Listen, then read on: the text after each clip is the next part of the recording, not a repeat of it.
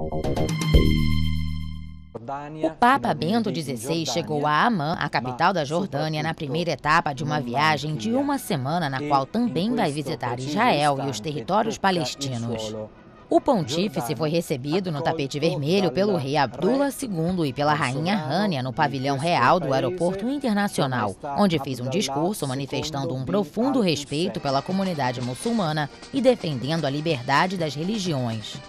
O chefe da Igreja Católica disse ainda que a Jordânia há muito tempo luta pela paz no Oriente Médio e no mundo, incentivando o diálogo entre religiões. O rei Abdullah II pediu ao Papa a abertura de um novo começo entre cristãos e muçulmanos e reforçou a importância por uma solução do conflito entre israelenses e palestinos.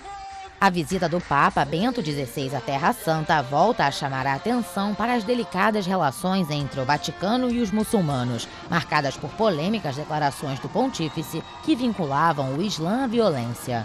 As declarações geraram dias de protestos violentos nos países muçulmanos, incluindo a Jordânia, e obrigaram o Papa a se desculpar.